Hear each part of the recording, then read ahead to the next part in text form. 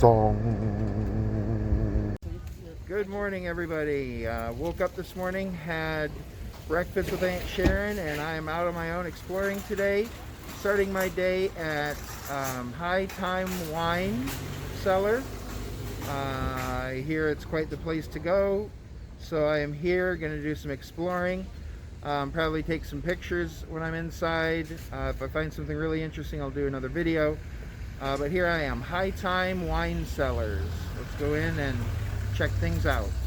Okay, so I'm going to do short videos inside, just because I'm finding already that there are different sections of the store. So here we've got the smoke shack, lots of different cigars, cigarettes, things that you probably wouldn't typically find in like a grocery store or regular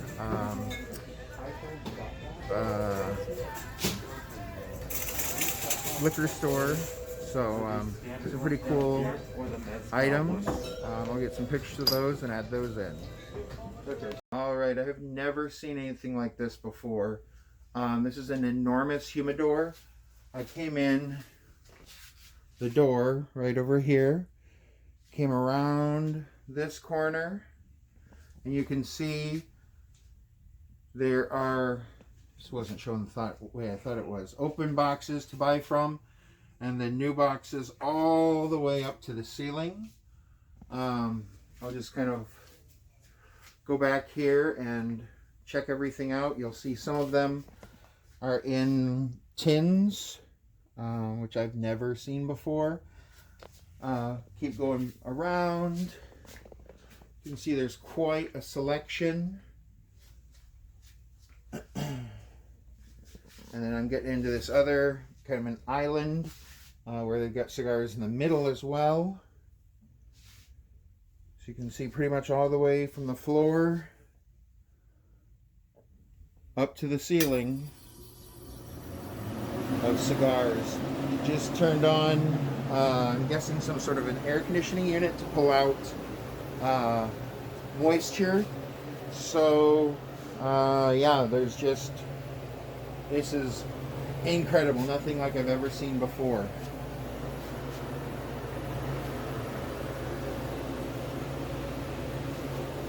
Goes all the way back into this corner here.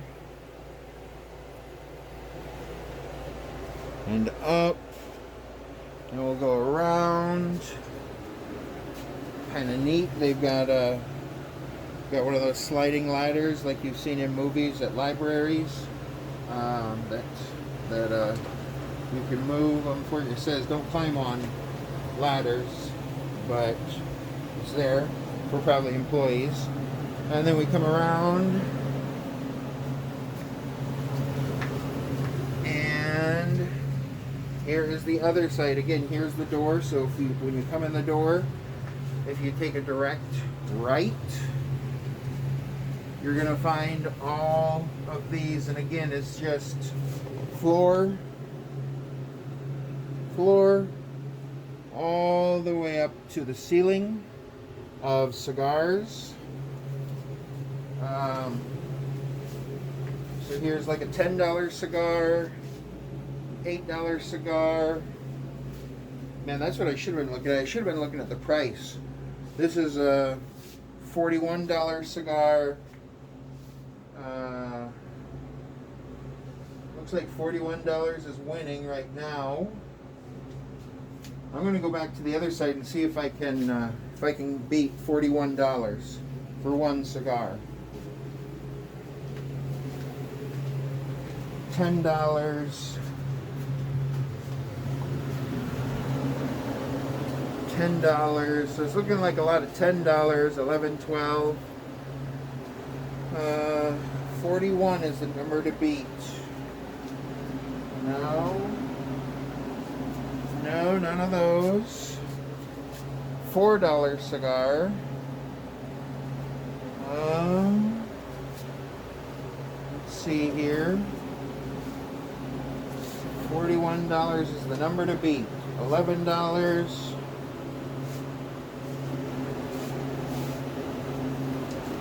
$11, $14.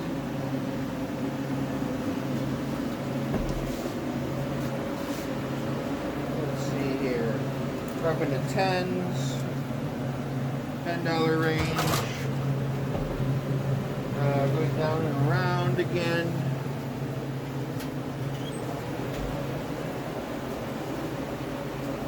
Excuse me.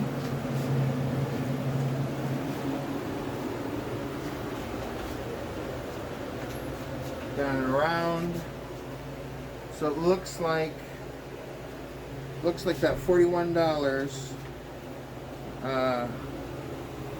wins for now. I'll see if I can find an employee and see if there's anything more expensive than that. Let's look at what that one was. $41. It is a Byron Honorables S12. You can see it's longer, it's thick. And look at it next to my thumb. It's about as big around, a little bit bigger around than my thumb is. So I guess that's what I got for high price here in the Smoke Shack. I'm going to be moving on to the next section here in a moment. Okay, out in the main store now. There were the doors I came in. Kind of a gift center area up here. General bar equipment, glasses, snifters, all those kinds of things, cards, gift bags. The next section I came into was the gourmet food items. So you can see there's olive oil, there's vinegar, olives, cheese, caviar, chocolates. So we will kind of investigate this area as well, see if I can get into anything interesting. So kind of the stuff you might expect, some chocolate covered pretzels, caramel corn, chocolate Nutter Butters, and then they've got, looks like you can buy candies by the pound, things like macadamia nuts dipped in chocolate, mint chip malt balls, dark chocolate coffee beans, all those kinds of things. And as we go around the corner, we'll see here we got a whole section of cheeses, everything from hard Parmigiano Reggiano up into some soft bries, and it looks like that is the softest cheese they go. Oh, there is a sheep and goat cheese as well. Then we come around here and they've got the I'm going to say all of the sausages, meat products that go with it, along with not just sausages, but there's also some anchovies. Right up in here is where we get into caviar. So it looks like all different price ranges of caviar. We keep coming around. You'll see there's a whole wall of Jelly Bellies, and then behind me a whole another section of sweets by the pound. More things than I've even heard of. I think I saw a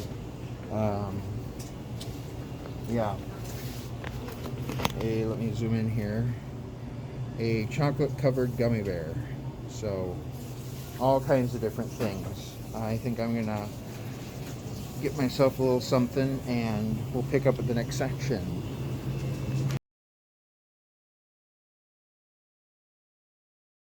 Okay, so I ended up with some dark chocolate covered coffee beans, $10 a pound. I got a half pound, so a little bit more, $5.10 for that. You can see this next section is starting into the wines. There's a value Chardonnay, sparkling wine, Cava Prosecco. So this would probably be where I would usually go. It looks like a lot of things that would be back home in Iowa on the shelves. You can see here's the Proseccos, Moscato d'Asti, and then there's a whole champagne room of couldn't see it, of champagnes and sparkling wines. So we'll go in there, see what we can get into in here. So you'll see this whole center section. There's different stands. There's all kinds. As we look around, this room doesn't go all the way to the ceiling, but they've got bottles to the floor, and then 1, 2, 3, 4, 5, 6 rows high, and then it's the same thing over here where I am.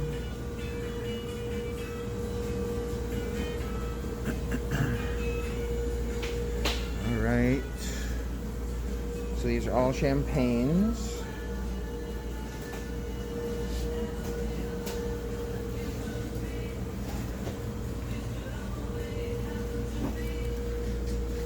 All kinds.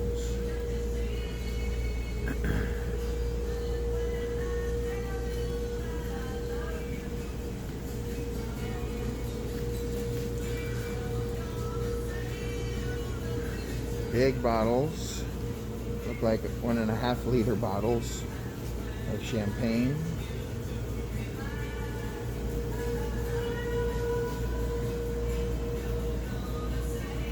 You can see these are up into 146, 309, no wait, yeah, 325, 116, I missed this one, 190. We're going to keep exploring, see if we can find some really expensive stuff.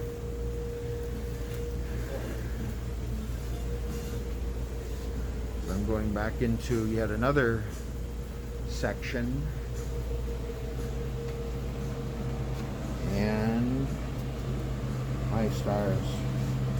We've left the champagne area. This is into the wines now. So let's get back out in the champagne area. We'll go down to the wine section next. Oh, these are all wines here too. And wines. Okay.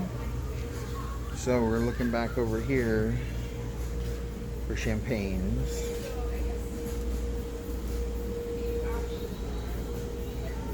And that's what we got in the champagnes. I'm gonna move on to the next section. All right, so now back out into the main store. We've got this whole case of sake, and then all sorts of sets to serve sake with. And then we're out into more of the value priced wines. As you look across the store, I know you can't read them, but you'll see the red signs on the ceiling. Those are all different areas and sections of wine, liquor.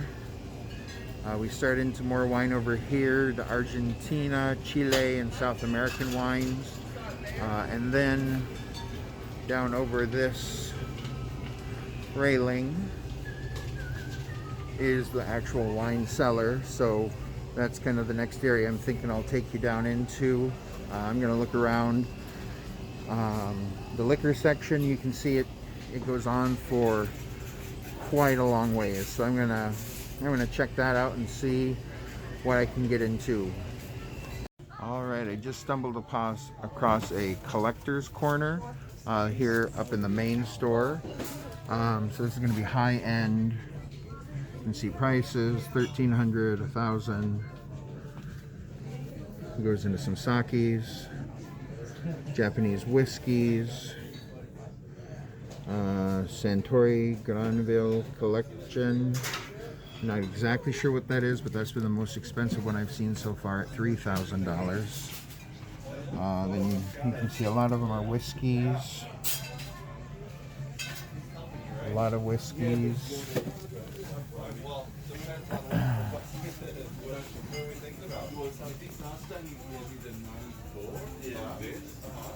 It goes down into $80.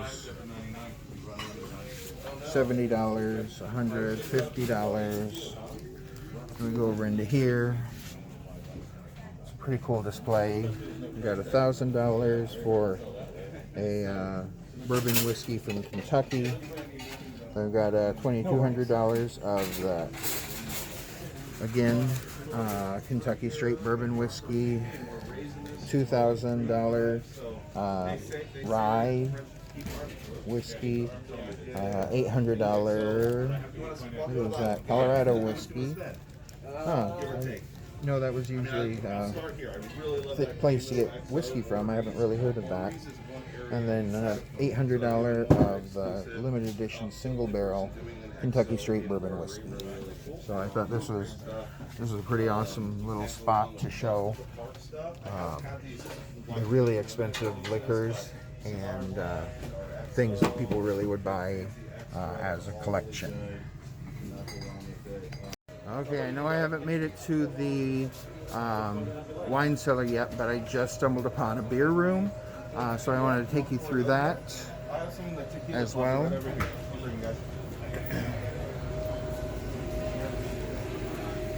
You can see, like typical, got stuff piled around. Some different things in coolers. Okay, I know I haven't made it to the wine cellar yet, but I just stumbled upon a beer room, so I wanted to take you through that as well.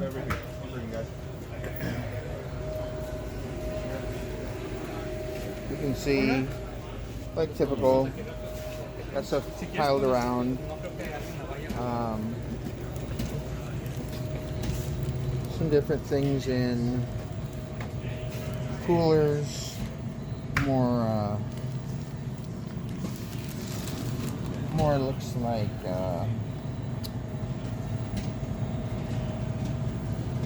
craft beers. That's interesting, the Yugata Horchata. That was one that I had tried before. If you've seen my Facebook post, that Yugata Horchata was one that was highly recommended to me.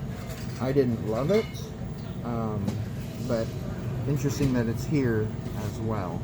There's no price on it, so I can't really compare prices between here and Iowa, but they got the same thing, which is shocking to me. And again, on the other side, I'm not sure why I stopped taping, but on the other side, you've got a lot more craft beers. Looking into Smog City, where we visited last night, they have just a few, which is kind of interesting to me, just a few of the Smog City beers.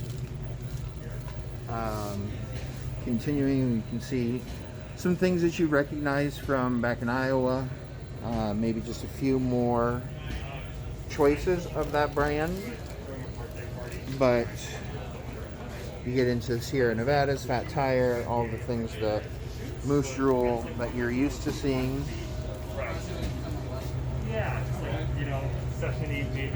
Here's what I had last night, the Modern Times beer, sour tropical beer.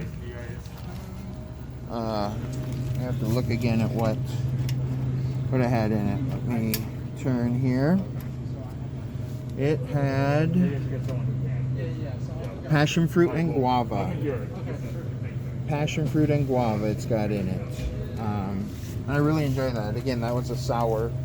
I'm really glad, again, that my friend Kelsey turned me on to sours, because that has really changed my palate a lot. You can see, again, various craft breweries. We're going to go actually inside the beer fridge now. I'm going to look for interesting things. I'm going to skip over White Claws. Some more craft beers in here.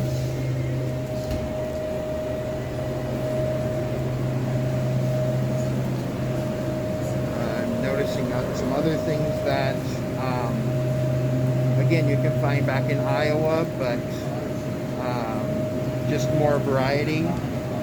I'm going to stop videoing because there's just so much to look at. I'll take some pictures if I find anything that really looks exciting to me. And again, on the other side, I'm not sure why I stopped taping, but on the other side, you've got a lot more craft beers. Looking into Smog City, where we visited last night. They have just a few, which is kind of interesting to me, just a few of the Smog City beers. Continuing, you can see some things that you recognize from back in Iowa. Maybe just a few more. No, not for Okay, so I finally got out of the beer cave. I did find the orange sherbet beer that I had gotten in Iowa as well. It was the same stuff. I'll take a quick break to show that to you. And it was one of those mixture ones. So it's Prairie. I stumbled around here. It was epic. It was a Prairie It'll come to you, or I'll Artisan Ale Rainbow Sherbet, sour ale with rainbow sherbet flavors. I had this in Iowa upon a recommendation, and it was really good. So I decided to pick it up again here and get some more of it. So we got that to try, and I'm going to keep heading down into the wine cellar. And you can kind of see along the way, we're going down a ramp, and along the way they've got cases of wine.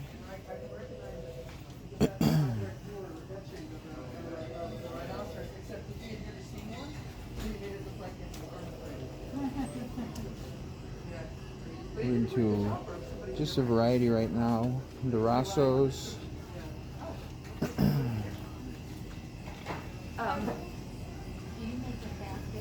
I personally don't. Chianti. You'd have to ask at the cash register if there's somebody here who can make a basket, because I can put them together. Okay. But you have to know how to use the machine to do the plastic. Okay. That's all we have pre-made. And as I come in, you'll see that we're coming right in, and you'll see there's bottles from floor to ceiling again. This time it actually does go pretty much up to the ceiling, and you'll see down the middle as well there are cases that you can look through as well. It looks like we've got some rare and collectible big 1.5 liter bottles here. We've got I don't even know what they are.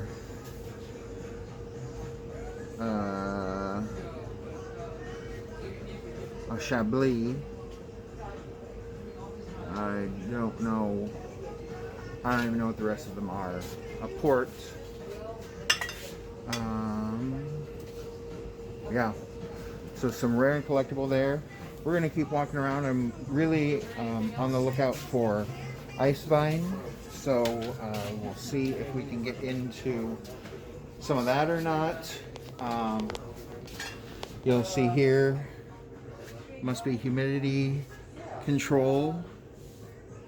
These are all in glass. They're not locked, but I'm guessing, well, yeah, based on the prices, they're more expensive, and probably under there, you'll see all the wines are on their sides.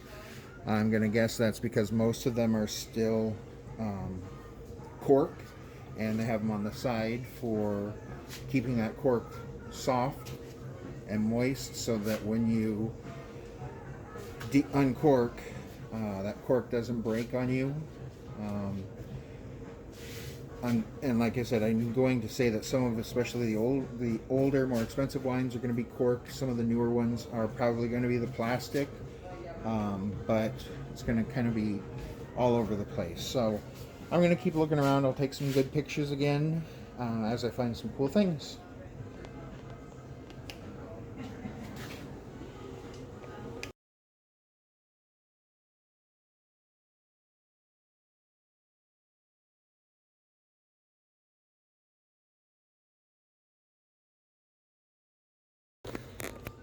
Okay, I gotta get out of here. I kept finding things I wanted. I ended up with a vintage port 4 grapes. I ended up getting 2 bottles, one to open sometime here while I'm in California, and the other one to age. and see how it ages. So that's what I got. I'm gonna go up to checkout now and get things done.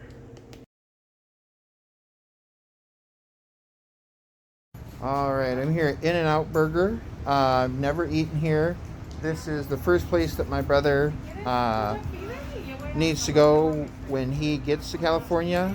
I guess it's his favorite, and so I'm gonna try it out today. I've never had it, and we're gonna go in and order and see what's what as we go in. All right, kind of cool decor. I'm gonna get what my brother usually orders.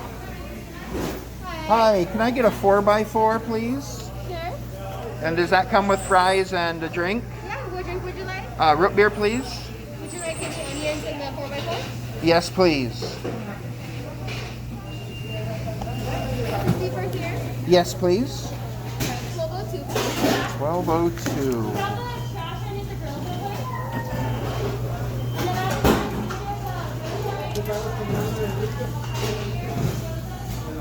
All right, so 1202 for a 4x4, which my understanding is 4 patties, and then fries and a drink. So doesn't seem like a bad deal so far. Thank you. Okay, thanks. So now I guess I just wait and hang out until we're done. So you can see the line there. Looks like everybody's got their spot. You can see down at the end. Down at the end they are doing their grilling. Looks like buns and burgers getting grilled on the flat top. Next station they're putting on toppings and wrapping everything up. And then the second station is they're doing the exact same thing. So there's 2 stations. So you got another flat top with buns and burgers. The next employee is putting on toppings and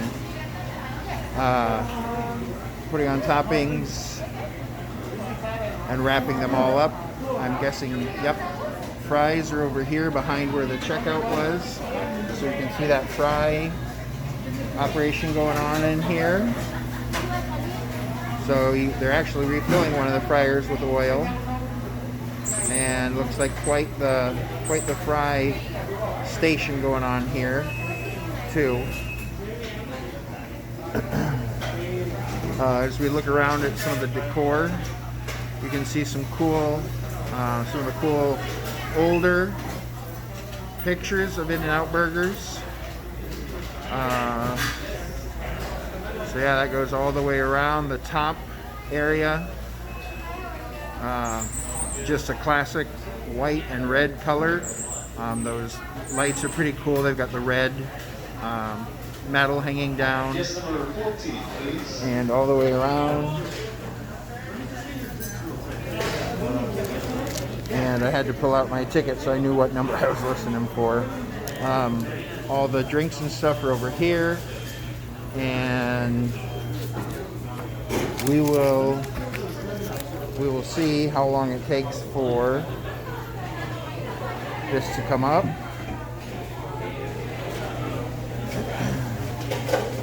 Oh, I just saw they have shakes, so I may have to come back and get a shake.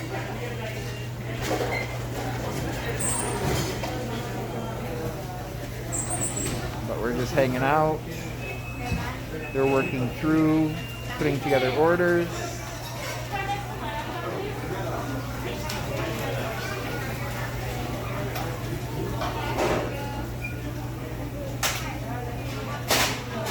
And just as a reference, this is 2 o'clock in the afternoon and it's still just slammed. So that was kind of what I had heard, is that no matter what time of day you come here, it's just a madhouse. Doesn't matter if it's early in the morning, later in the day, not just around like noon and 6, but kind of an all day long type situation. Kind of cool watching everyone. It looks like everybody knows their job. Everybody knows what they're supposed to be doing, and just working through all of that.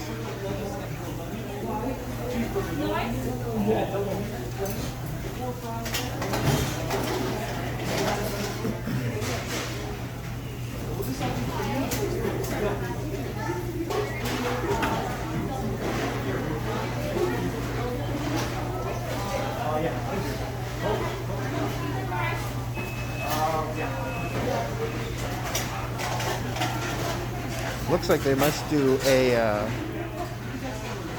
cheesy fry. It looks like. You can see the menu is very simple. Double cheeseburger, hamburger, french fries, and then the different beverages they have. And then the shakes, milk, hot cocoa, and coffee. So it's a super simple menu, but you can kind of order off menu as well, which is interesting. Kind of more of a perk to be a local, I guess. Oh, sorry.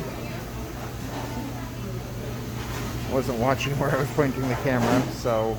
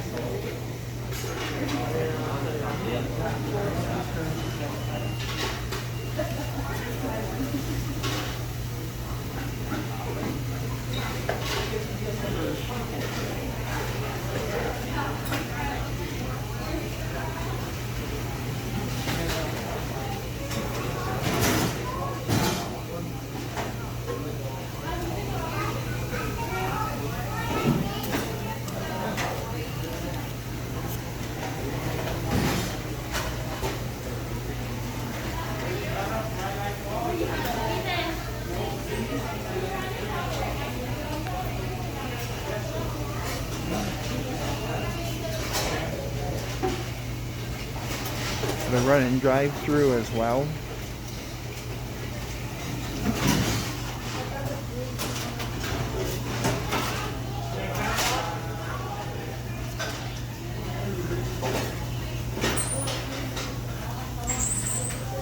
So kind of all over the place here.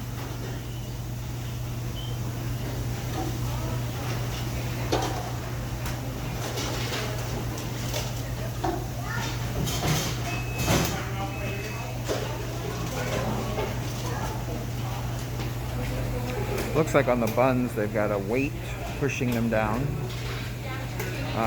Probably so they actually touch the grill or the griddle to toast.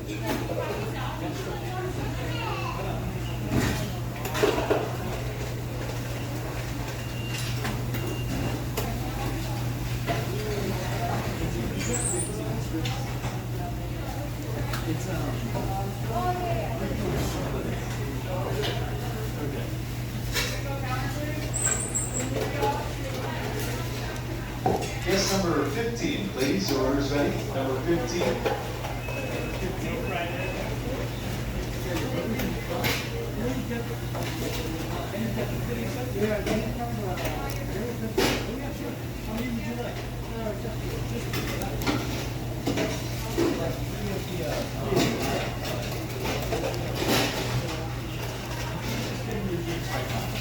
So I'm guessing because of coronavirus, people aren't allowed to get their own drinks. So there's an employee using the whole drink station over there to fill all the drinks.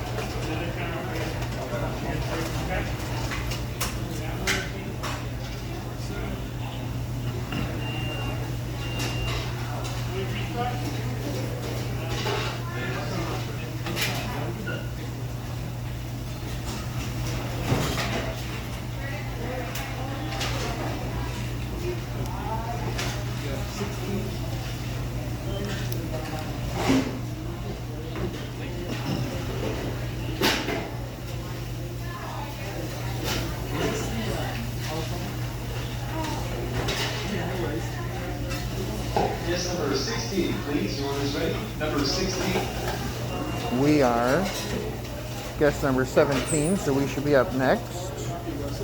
You can see my receipt here.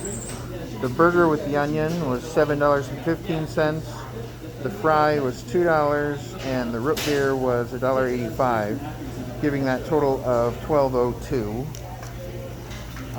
So I'm anxious to see what that burger looks like as it comes up. Like I said, I should be next, so it shouldn't be too much longer now.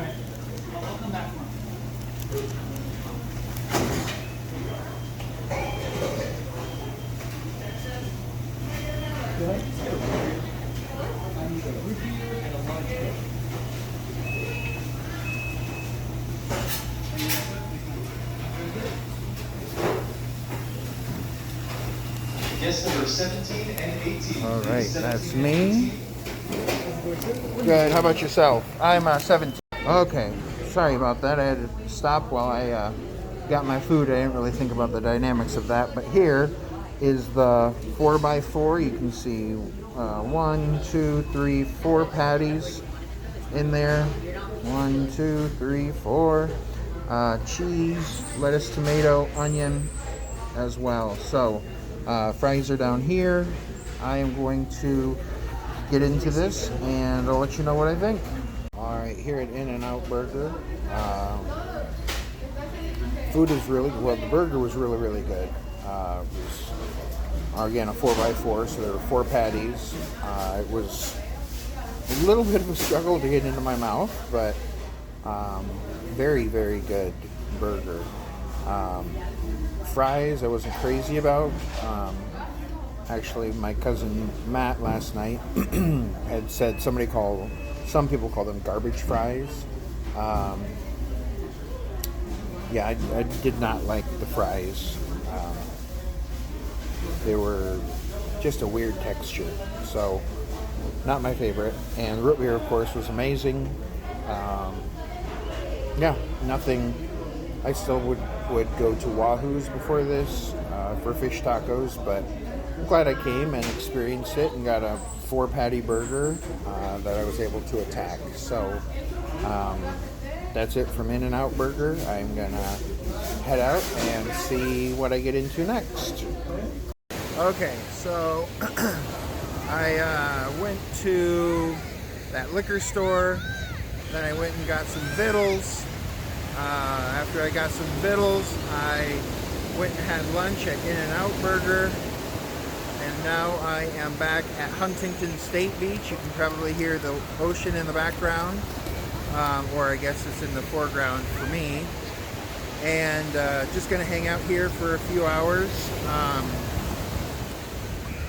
Traffic's really backed up on the Pacific Coast Highway with people trying to get in, so I just kept going down hoping that I'd find somewhere to be able to get in, and I was. So I'm probably going to walk down a ways and then come back. I'll give you a little flash of the ocean though. So here we are. You can see there's a lot more people here today than there was earlier this week when we went.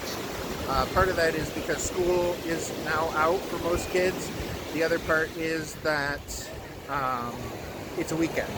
So it's Saturday today, and more people get out. So back at they have fire pits on this beach so people can build fires we're either cooking on or just enjoying the heat when it gets cooler at night. And all of those were taken already today, so didn't really surprise me, but it was interesting to see so many people out. It's awesome to see so many people out and enjoying nature and what California has to offer. So I'm going to just do some walking here and just hang. Probably won't update you unless there's something cool going on here at the beach, but other than that, we'll see what happens.